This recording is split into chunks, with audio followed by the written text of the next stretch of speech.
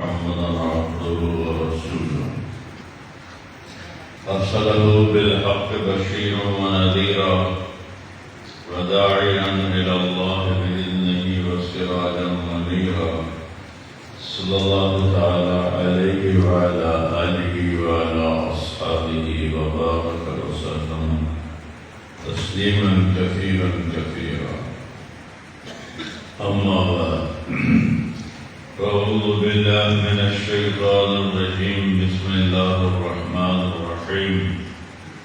لقد جاءكم رسول من أنفسكم عزيز عليه ما عنتم حريص عليكم بالمؤمنين رؤوف رحيم. فإن تولوا فقل حسبي الله لا إله إلا هو عليه توكلت وهو رب العرش العظيم. وقال النبي صلى الله تعالى عليه وسلم: يا أبا سفيان جئتكم بكرامة الدنيا والآخرة. وقال النبي صلى الله عليه وسلم: يا أبا سفيان والله لتموتن ثم لتبعثن ثم ليدخلن محسنكم الجنة ومسيئكم النار، أو كما قال صلى الله تعالى عليه وسلم. میرے محترم بھائیوں اور دوستوں، میرے عزیز طلبہ،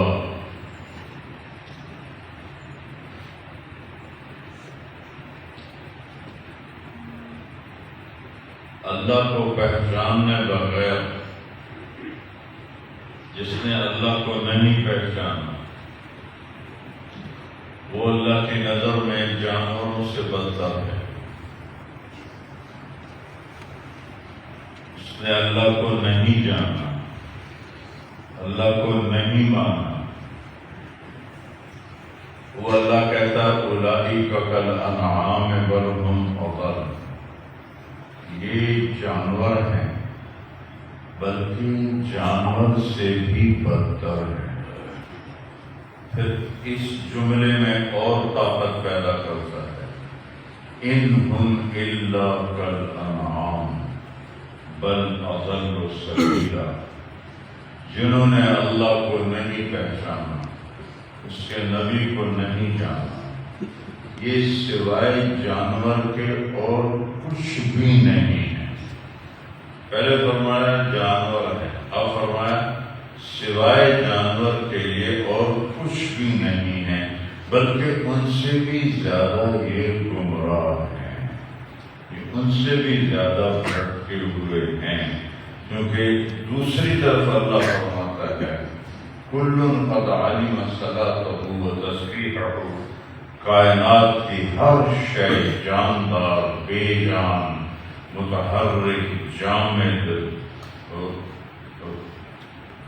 زندہ، روح والی، جامد، ساکت، جاری، ساری کائنات کو اللہ تعالیٰ فرما رہا ہے یہ علم حاصل ہے کہ میں ہوں. وہ میری نماز بھی پڑھتے ہیں، میری تسبیح بھی پڑھتے ہیں. جو انسان ہو کر جو اس کائنات کی سب سے قیمتی مخلوق ہے، وہ اس کو نہ پہچانے تو وہ جانور ہے، جانور. تو اللہ کا تعارف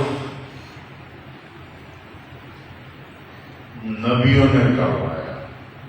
اللہ کی بارگاہ میں سب سے اعلیٰ مخلوق انبیاء ہیں، سب سے اعلیٰ. اللہ نے آج تک کسی بادشاہ کو سلام نہیں بھیجا. اللہ تعالیٰ نے نبیوں کو آسمانوں سے سلام بھیجا: سلام علی نوح فی العالمین، کہ میں نوح کو اس کا رب سلام پیش کرتا ہوں.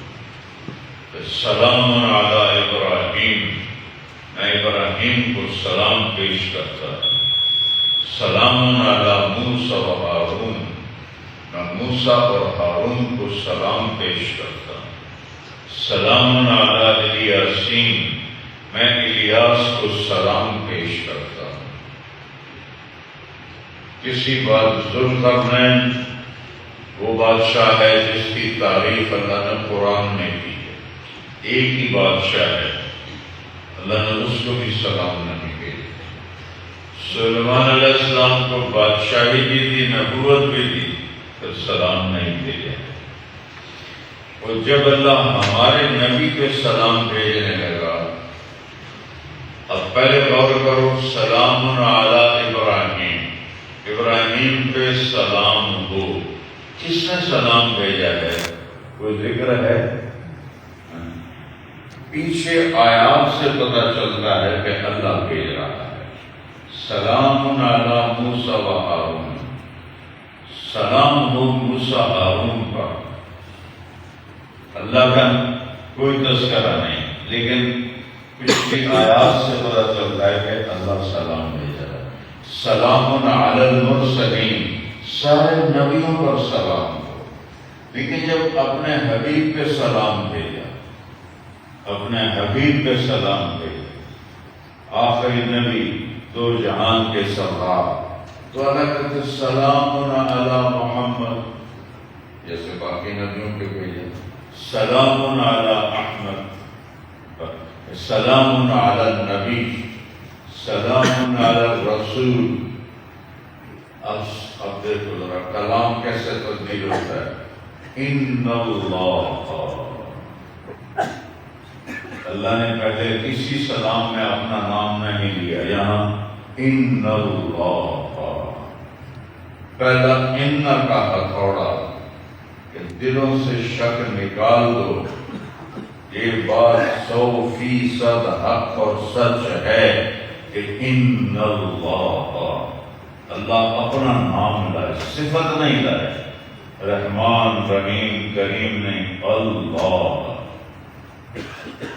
ان اللہ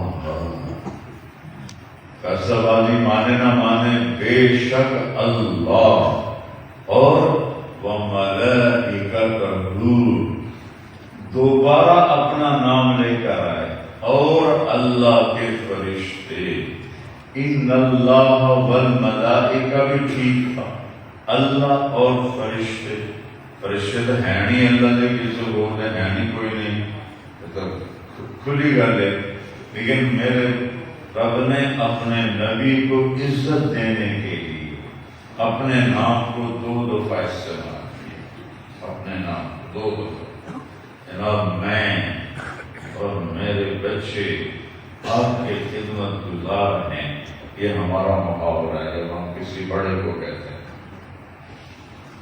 یہاں اللہ کہتا ہے ان اللہ، بے شک اللہ، وملائکتہ، اور اللہ کے فرشتے سارے مل کر، یصلون علی النبی، علی النبی نام نہیں لیا، علی النبی الف لام لگایا کہ علی النبی سے مراد صرف میرا حبیب ہی ہے اور کوئی ہو سکتا ہی نہیں۔ وہ کیا کرتے ہیں؟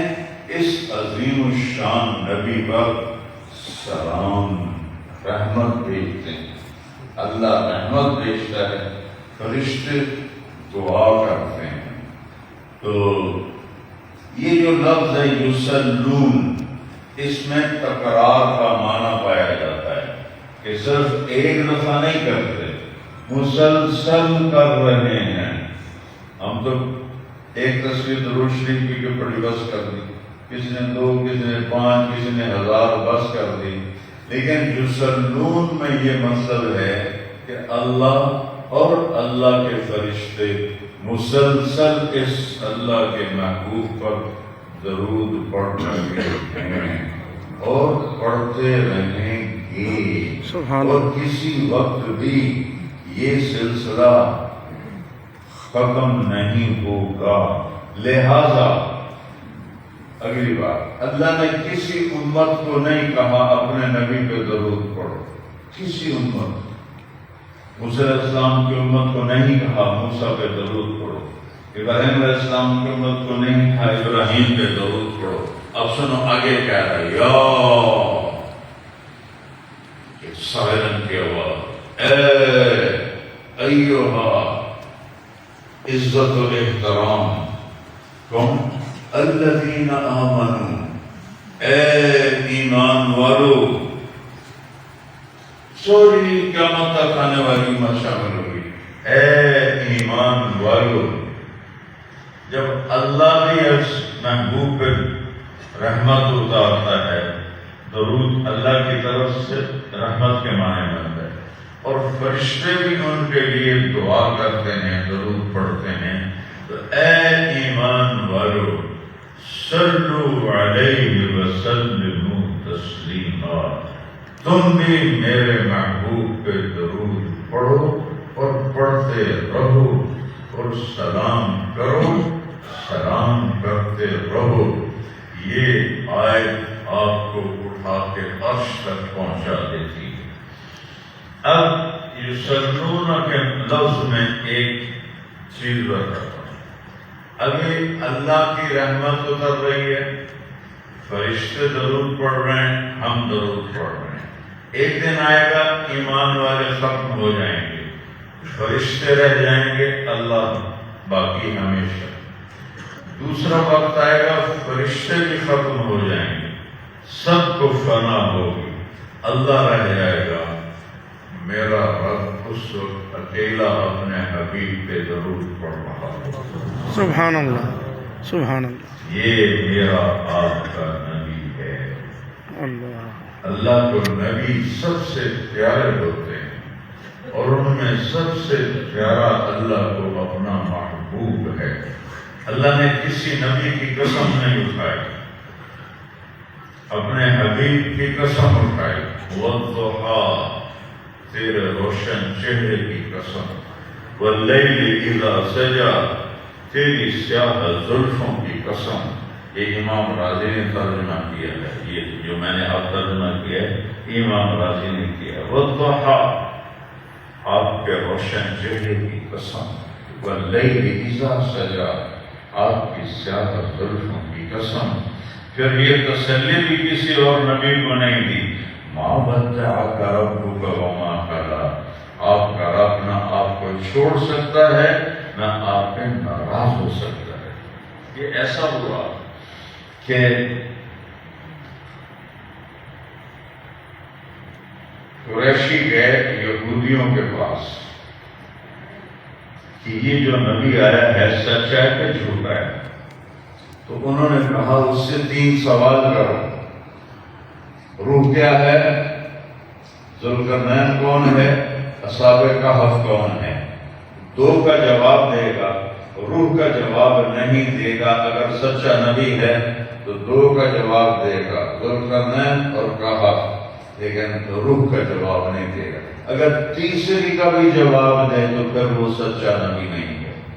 اب یہ سارے آئے اور آ کر اللہ کے نبی سے سوال کیا. آپ نے کہا کل بتاؤں گا. انشاءاللہ نہیں کہا، کل بتاؤں گا.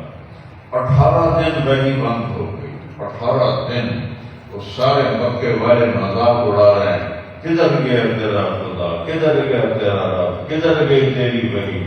اور آپ غمگین ہو رہے ہیں، پریشان ہو رہے ہیں. وہ ایک دفعہ حضرت خدیجہ نے بھی کہہ دیا یا رسول اللہ، اللہ ناراض تو نہیں ہو گیا؟